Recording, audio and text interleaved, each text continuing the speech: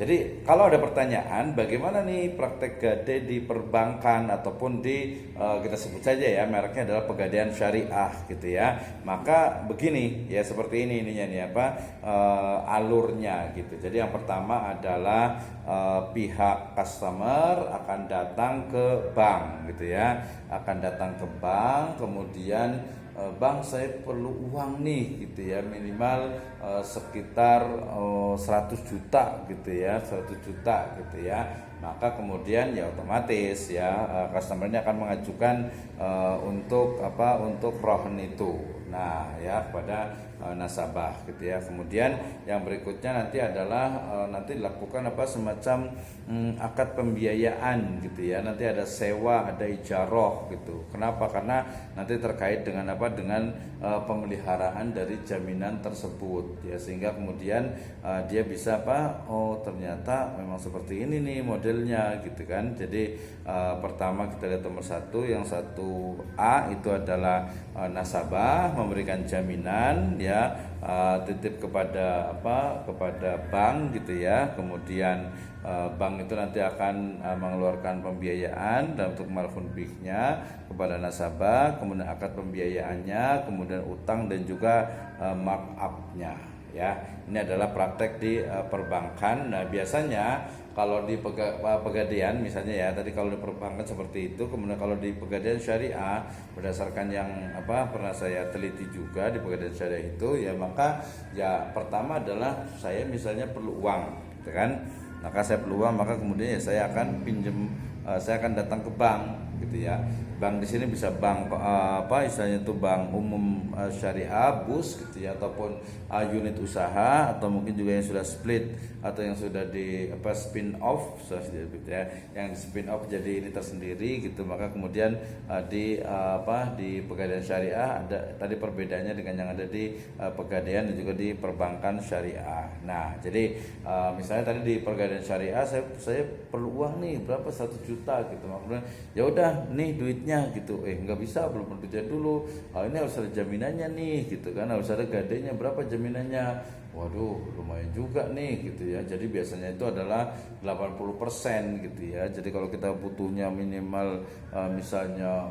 200 juta gitu maka ya mungkin biayanya itu ya sekitar 200 berarti kita 180 juta gitu ya nah ini bagian dari dari gadai nah termasuk juga nanti dengan pembiayaan ini ada juga di Pegadaian Syariah ya nah bedanya berarti yang pertama adalah tadi alurnya begini jadi ketika saya mau utang ke bank gitu ya maka kemudian saya akan datang ke bank kemudian bang saya mau ini gitu kan biasanya kalau yang di sekarang ini di bank syariah itu sebenarnya paling banyak itu adalah ini yang paling banyak itu ya gade emas gitu ya karena yang paling gampang dan resiko tidak ada jadi belum ada yang menerima gade misalnya motor gitu ya gade misalnya handphone gitu ya gade misalnya alat-alat yang lainnya rumah tangga dan seterusnya ya maka itu ya bukan ini ya disebutnya itu semacam jadi penggadaian yang sifatnya itu memang betul-betul diperlukan gitu ya karena waktu saya pas penelitian itu awalnya saya pikir gade itu untuk orang yang ini yang membutuhkan gitu ya ternyata enggak juga gitu kenapa karena prakteknya itu gadenya itu orang ada yang misalnya itu menggade pinjam dari Pegadaian ya dengan jaminan tertentu gitu kemudian dia dapat gitu ya kemudian dia bisa buat usahakan atau mungkin dibelikan emas lagi ya oke ya itu adalah di Pegadaian ya Pegadaian Syariah nah karena tadi saya utang duit dari Pegadaian saya pinjam uang kemudian saya akan menyerahkan emas gitu ya tadi yang ada sekarang ini ya untuk setahu saya di Pegadaian Syariah ini atau di bank juga masih belum ada tuh yang secara spesifik dijadikan istilahnya itu atau jadi unggulan ya untuk jadi jaminan dalam gade ya, kalau kita tahu gade itu yang paling gampang ya emas gitu ya kemudian mungkin surat gitu ya STNK mobil motor gitu ya atau mungkin surat tanah dan sebagainya jadi lebih mudah sekarang itu jadi nggak kalau sebenarnya kan kalau secara teori semuanya nih sangat memungkinkan gitu ya Oke ya, itu adalah praktek dari pegadaian yang ada di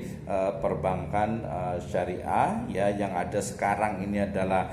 dengan gadai emas gitu ya. Prakteknya tidak jauh berbeda dengan yang ada di pegadaian syariah, di mana customer itu datang kemudian mengajukan untuk utang uang, kemudian karena utang itu kemudian ada jaminan yang dijadikan atau ada benda yang dijadikan jaminan, kemudian dia akan uang itu akan ditransfer gitu ya, akan diberikan kepadanya. Baru dia ada jaminannya. Nah, jaminannya apa nanti? Karena dia jaminannya itu disimpan di bank ataupun juga di pegadaian, maka otomatis pihak bank atau pihak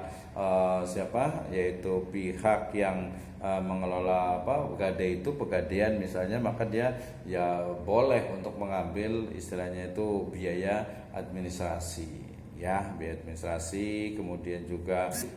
tadi ujroh sebenarnya lebih tepatnya itu ya, kan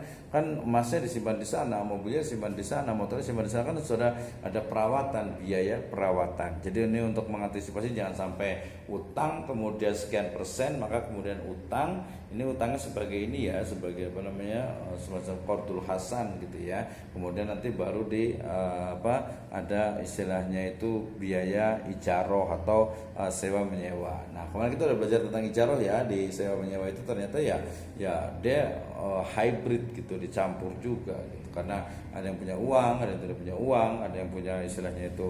kemampuan dan seterusnya. Oke, ini adalah praktek gadai di perbankan syariah.